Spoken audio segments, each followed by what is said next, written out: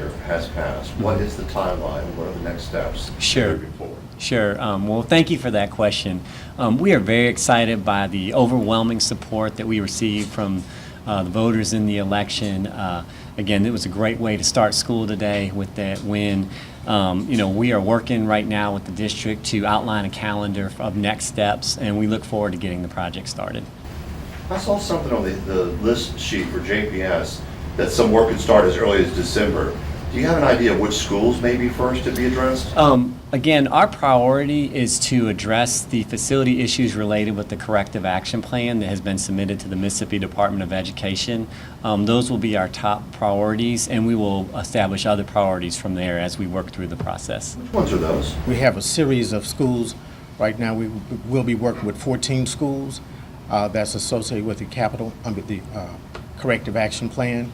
To give those names, some of your larger schools, your high schools, Callaway, Wingfield, Forest Hill, and etc. Will those start in December, or is that just hoping to start by December? Well, once the funds become available, we're planning for HVAC, primarily those particular schools. And once the funds become available, we will proceed in January if the funds are there. How long is the bidding process? Do you think how long that will take? The bidding process is a normal process, 2 weeks, advertisement, and I think it's 21 days for bid opening. So it's a standard process. And last night you mentioned the corrective action plan. That's correct. I asked you about that and you said that. Can you explain more about that?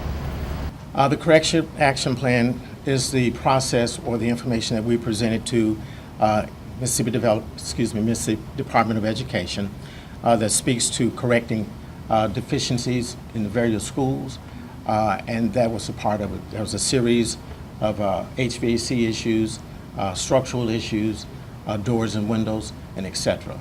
And that particular plan capitalizes on all those items, and we presented that to the Mississippi Department of Education.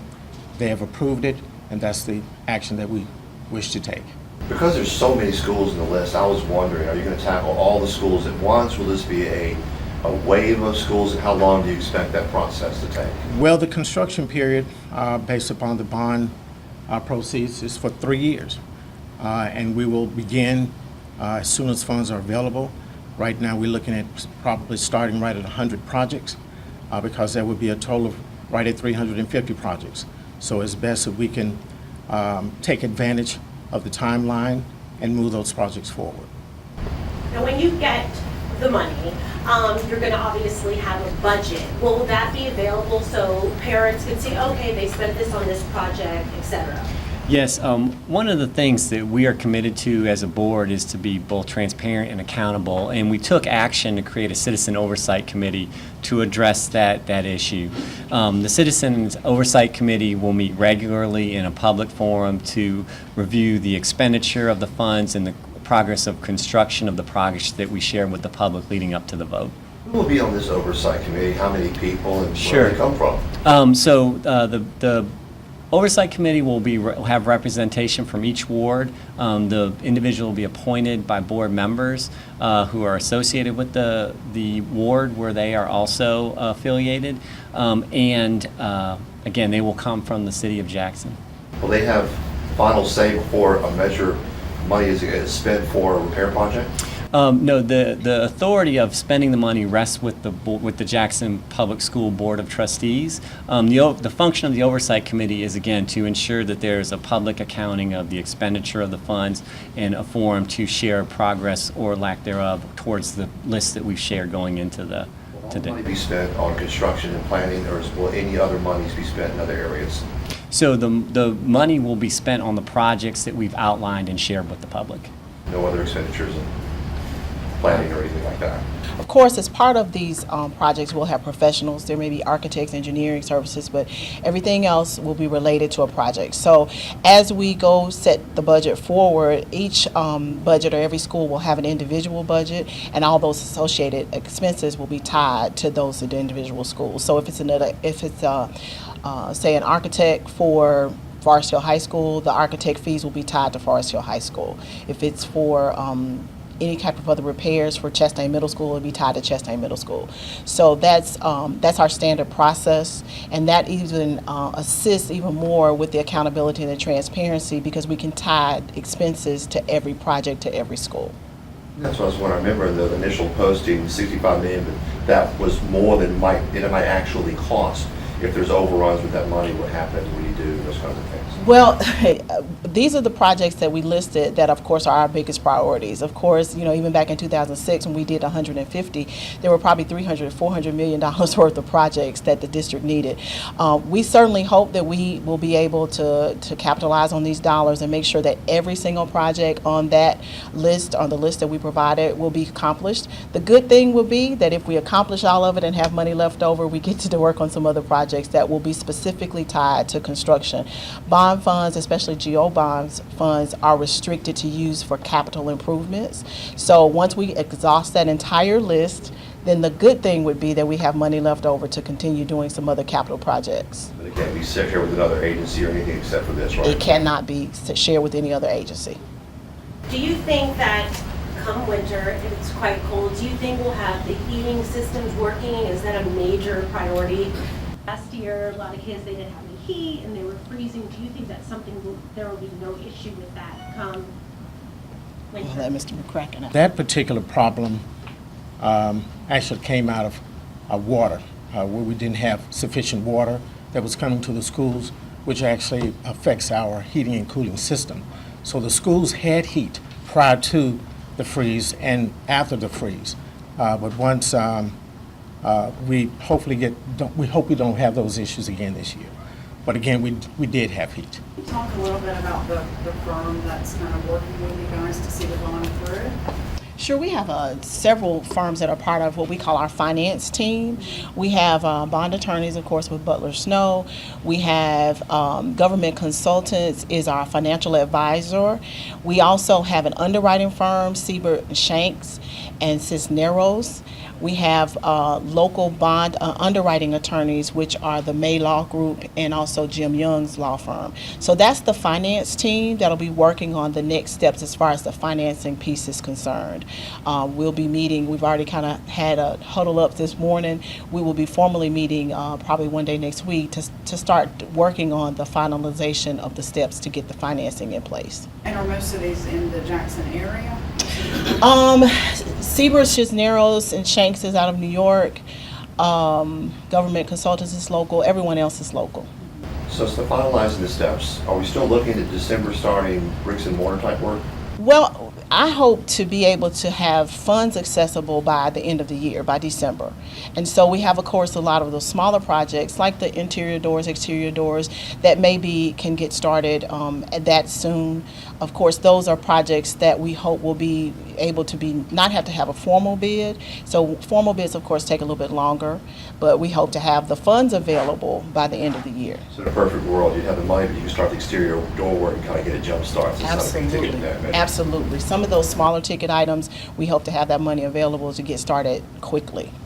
Last question for me, and this is probably directed to you. Superintendent, where are we in that process? Yes, we are moving forward with the process, and we look forward to announcing a candidate soon. And when time comes, we will make sure that you are informed. Has it gotten to be more complex than originally hoped? Can you describe for people at home who may be wondering why this is taking so long? Sure. To be honest, we took on the bond, and that's been the priority of the board, was to move forward and get that passed. We've been in the community an awful lot lately, in churches and community centers, and that's been our priority. So now that we're on the other side of that, we look forward to coming to a conclusion soon. In a week or 2 months, can you give me a timeline of what you think? Again, I am hopeful that I don't want to put a timeline on it just because I feel like we've done that a couple times. But I will assure you that we are encouraged that we will have a response soon. Can you tell me how long you guys have been working on this bond issue? Sure. I mean, again, the district brought the bond to the board, at a committee level in the spring of this year as we were paying off another bond. There was a significant amount of work that went into identifying the projects that would be included in the referendum. And so really, we approved this bond on June 5th, and then we spent the summer educating the public. And then that culminated yesterday with the vote of 85% of our citizens who voted electing yes. And again, your reaction to the voters approving this? Sure. Again, we are just grateful for everyone who came out to support the bond referendum. We had churches that opened their doors for us to speak. We had nonprofit organizations, the mayor, city council, our legislative delegation in the Mississippi legislature, literally going door to door, holding community meetings. This outpouring of support is something that we are very grateful for. And we also think it sends a strong message that, our people love JPS. Our people feel ownership for JPS and are committed to ensuring that we build the best district we can for our students to succeed. Do you feel like you all have adequate funding to maintain the repairs that are made? One thing that stood out to me looking at the proposed projects for this bond issue, aside from the new science labs, a lot of the things being addressed in it, they're not flashy things. They're just things like basic resources, working water fountains that you want for children. Do you all have the finances in place going forward to support that, so you wouldn't have to bring forward a bond again for basic maintenance? Or what's that picture look like? I'll let our CFO address the finance question. Certainly, I think if we ever would say we have enough money, that's probably not the best thing to say. But we certainly will make use of every dollar that we have to make sure that we prioritize all of our needs, as we always have. Of course, we're challenged, like every other school district in the state, with having state funding and availability of funds. But we will continue to manage the way we have, and we'll make sure that we have those priorities in place, because we don't intend to keep coming back to the citizens to do this over and over again. But there are some big ticket items that, of course, our budget will never be able to support in its current state. But we anticipate making sure that we continue to prioritize our needs and prioritize our funding to put it in the places that's needed. Okay, one more thing, and it's free. Sure. That's good. So we're talking about bond issue, and that money can only go for capital products. Do you guys have any new programs for schools planned, like STEM, for this coming year? Anything that parents and kids need to know about? Actually an exciting development. We do have the early college program, which is a partnership with Tougaloo College. 200 students will be starting school there, and it's a program where when they finish, they'll have an associate's degree. So that's another bright spot in JPS that we're, of course, very proud. Has everything been going smoothly with the start of school? We could ask Nicholas over there. How was first day of school, Nicholas? Yeah, all right. You got homework. Address the podium, please. As a parent, our first day of school went great. Good. All right. Any other questions? All right. Thank you all. All right, thank you.